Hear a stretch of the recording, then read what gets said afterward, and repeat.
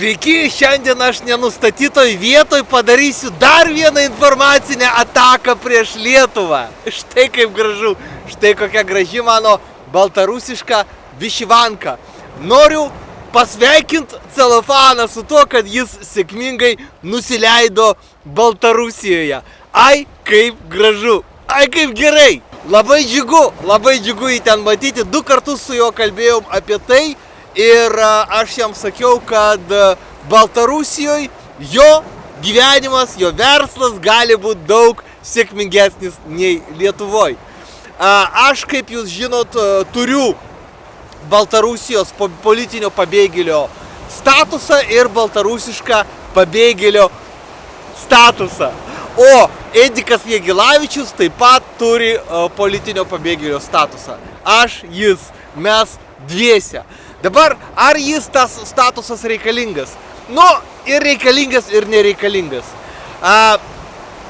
Celofanas gali ramiai gyventi Baltarusijoje be politinio pabėgėlio statuso, kadangi Lietuva niekada nesiunčia ekstradicijos prašymų į Baltarusiją. Kadangi Lietuva galvoja, kad Baltarusija yra bloga, Lietuva iš viso niekada nesiunčia. Vat šitas Bartoševičius nuvyktų pedofilas į Baltarusiją ir Lietuva net nebandytų jo parsigabenti atgal į Lietuvą.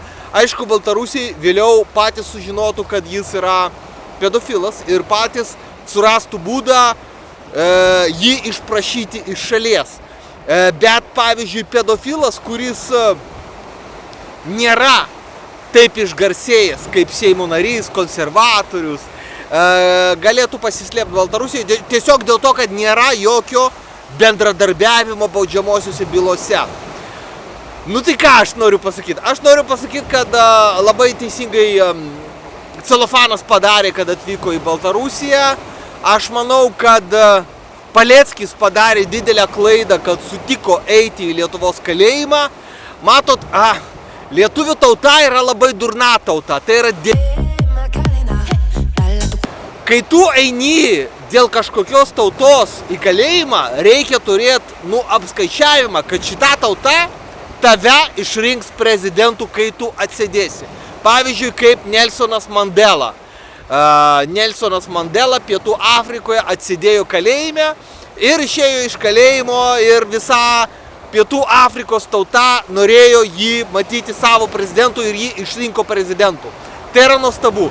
Nelsonas Mandela gavo taikos Nobelio premiją, jo vardu pavadinta daug gatvių ir viso kito, ir tenai jis turi garbės daktaro laipsnį iš viso pasaulio dėl to, kad jis yra tokia garsenybė. Bet taip yra todėl, kad pietų afrikiečiai yra protingesni už lietuvius. Ir vat kai Paleckis nuėjo į kalėjimą, jis padarė tikrai klaidą, net dėl šitos tautos tikrai neverta sėdėti kalėjime. Verta kažką padaryti gero šitai tautai, kaip aš darau, kaip Celofanas daro, kaip Edikas Jagelavičius daro. Labai gerai. Mes visi kažką, aš pavyzdžiui, tiek daug padariau šitai dalbajobų tautai, kad Dievas man asmeniškai žadėjo, kad aš pateksiu į rojų. Va dėl to aš džiaugiuosi gyvenime. Bet eiti kalėjimą, suprantat, mano žiūrovai, arba ten Celofano žiūrovai, arba Ediko Jagelavičiaus žiūrovai, tai yra 1% lietuvių. Tai nėra reprezentacinė dalis. O dauguma yra totalūs debilai, kurie žiūri tik tai LRT, tik tai Delfi ir neturi proto. Tokia yra tiesa. Tai yra labai durna. Todėl niekada neverta eiti į kalėjimą. Va, žiūrėkit, man buvo 3 mėnesiai kalėjimo. Ir aš sakau, Celofanui, žiūrėk, aš nutariau gyventi visur pasaulyje, o ne Lietuvoje. Vat aš dabar esu apkeliavęs 172 valstybės su Baltarusijos pasu. Ir dabar esu Europos Sąjungoje su Baltarusijos pasu.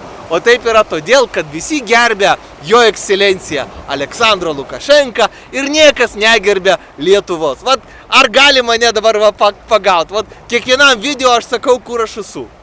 Ir negali pagauti. Dėl to, kad visi gerbia jo ekscelenciją Aleksandrą Lukašenką ir jo išduotą man pasą. ir Edikui Jagelavičiui. Edikas Jagelavičius taip pat daug keliauja, jis buvo Kinijoje neseniai ir vėl važiuos į Kiniją, nes jam ten patinka, jam pas jį ten daug minčių ir veiksmų ir labai gerai, va, tai va, kaip gerai. Tai va, sveikinu Celofaną, kad jis Baltarusijoje, dabar prasidės naujas gyvenimas, bet reikia labai svarbu šitą pabrėžti. Mes greit grįšime į Lietuvą, aš grįšiu, Celofanas grįš ir Edikas Jagelavičius, kadangi žlugs Lietuvos fašistinis režimas ir prasidės demokratija, tikroji demokratija, kur aš, Celofanas, Edikas Jagelavičius, formuosime Lietuvos vyriausybę.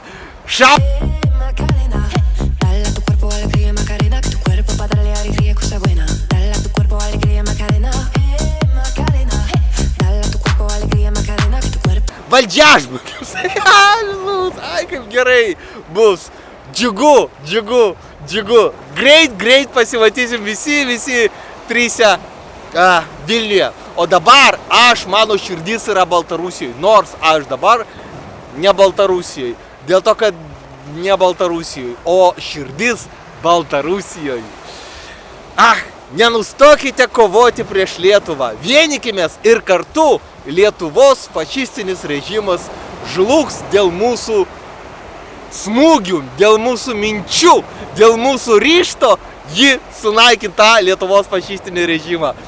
Kaip gerai, greit pasimatysim Vilniuje. Prisirašykite prie mano kanalo, o jeigu jums reikia parašyti skundą į Europos žmogaus teisių teismą arba aukščiau į Jungtinių tautų organizacijos teisminės institucijas, parašykite man e-mailą arba paskambinkite per WhatsAppą.